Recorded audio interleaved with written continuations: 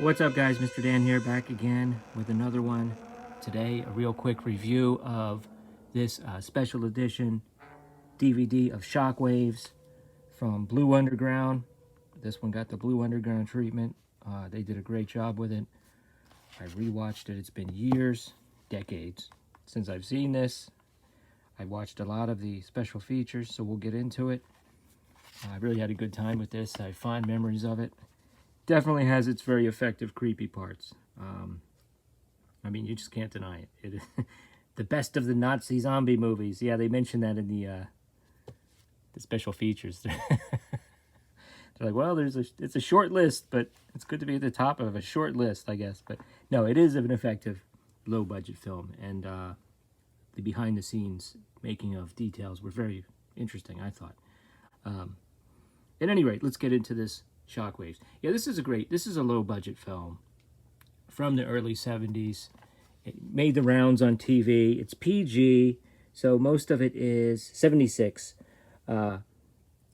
Zopix company, they went with their own distribution. I think they talk about in the special features how they could have gone with a bigger studio, but there would have been very little left in the coffers for them if they had done that. You know, this was on quite a few times when I was a kid. I knew it had like a couple cool old horror actors. I may not have even been able to name them at the time, but we're talking about John Carradine and Peter Cushing, and it also starred the lovely Brooke Adams, who, I mean, the first time I saw her in a film, which was probably this film, I was like smitten. And then, of course, she went on to appear in Invasion of the Body Snatchers, the 79 version, The Dead Zone. Yeah, she's fantastic. She's very good in this. And basically it is, as you can see, an underwater Nazi zombies attack movie. It is just fun. It's PG, like I said. It's atmospheric. It's very effective in parts. Would I like to see in a little more action-wise and even gore-wise? Yes, but hey, you know, it's not that kind of movie, and it was a low-budget film, and they got a lot of mileage out of the concept, and especially out of the actors playing the Nazi zombies. So basically, you have a bunch of people we're introduced to who have chartered a boat, and they're out for a little tour, and you know, you see Brooke Adams there swimming in the ocean, and she comes up and she's talking to like the first mate, I guess, who's played by Luke Halpin, who has a lot of experience in the water. He was on the Flipper TV show. And, you know, the captain is played by John Carradine. He's a little bit crotchety, and he's a lot of fun. Now, I remembered that he was in this, but I was happy to see that he has even though he's only in it for a short time, I was happy to see that he had a pretty substantial role. You know, a lot of times he would just show up in a movie for a few minutes, or I mean, there was a movie where he was basically like his picture was in a picture frame, and then like people were having visions of him. I mean, he probably shot those scenes in a couple hours, and then just to put his name on the credits. But it's a pretty good role. Now he was only there for 5 days during filming, and Peter Cushing was only on set for 5 days, and about 10% of the budget went to Peter Cushing's salary and his expenses. You know, flying him first class from the United Kingdom and all this kind of stuff. John Carradine came a little bit cheaper, but still, he was $1,000 a day for 5 days. And I believe they said the budget was $250,000, I think. So that's not bad. So basically, they encountered this strange atmospheric phenomenon, and the sea captain, John Carradine, brushes it off. There's one nervous guy on board. There's kind of a cool guy, looks a little bit like Carmine Raguso. I don't know, but there's a nervous guy and his wife, and then there's Brooke Adams. And then we see some shots of an underwater ship. The underwater ship comes up, and you don't really see this, but it comes up and sort of strands the ship that they're on.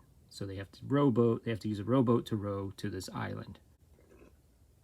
So the individuals from the ship make their way to the island, and they find an old abandoned inn, and it turns out there is a fugitive Nazi commandant living on the island. He's played by Peter Cushing. He's very standoffish. He just wants them to leave, and he's not very helpful, and he kind of gives some hints that some bad things are afoot when they tell him how they became stranded. And it turns out he was the commandant of this unit that was known as the Death Corps, and they were supposed to be there were many units developed of men who could survive all different kinds of conditions, and he was in charge of these aquatic zombies, not really alive and not really dead, but they developed him a little bit too late in the war, and he became a fugitive, and he became stranded, and so he's been living on this island off the coast of Florida ever since. So the zombies basically come back and, you know, start picking people off.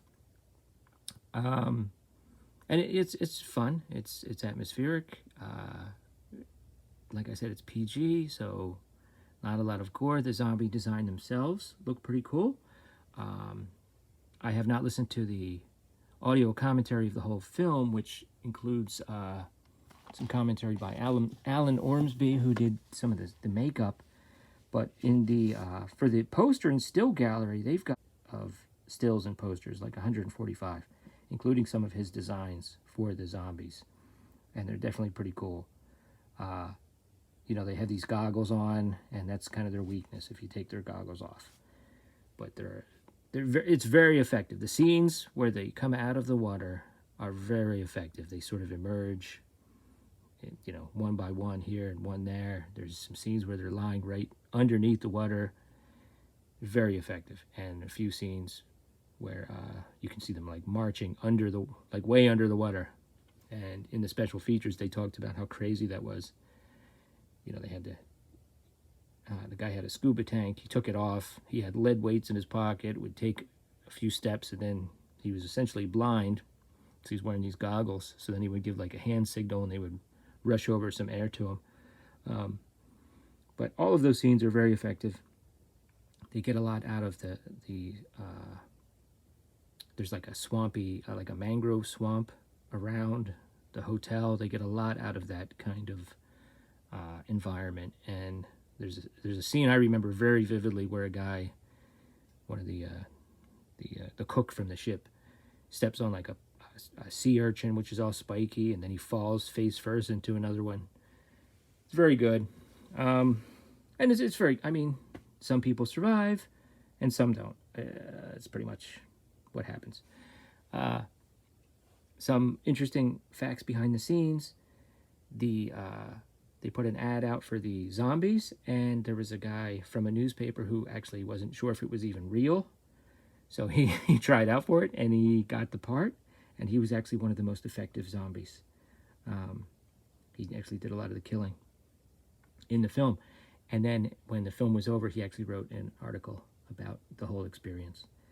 There was another guy who was a great big guy who was apparently lived at home with his mom and was a comic book nut. And then there was another guy who showed up with a revolver that he kind of insisted on carrying with him.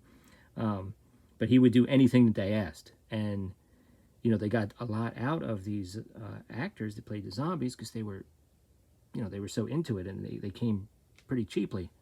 So, and they were not under any kind of a crazy time crunch or anything.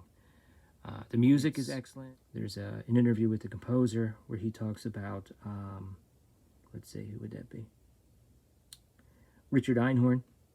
He was very young at the time, so it's an electronic score using pretty primitive equipment compared to what they have today.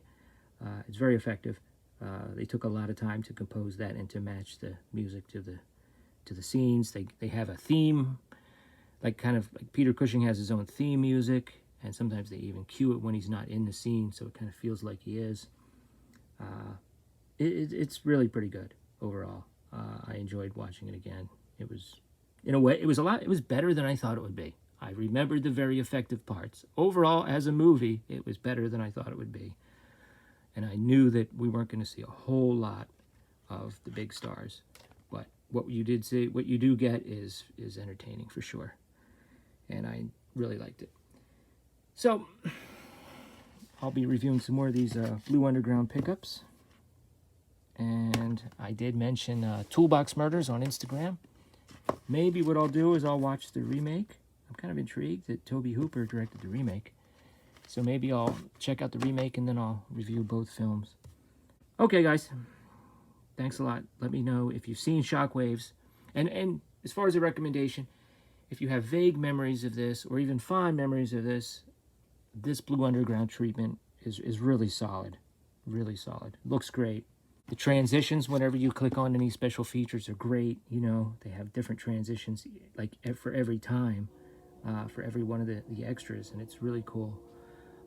So I would recommend this film, definitely, for sure. All right, guys, have you seen Shockwaves? What are your memories or recollections of Shockwaves? And I'll catch you next time.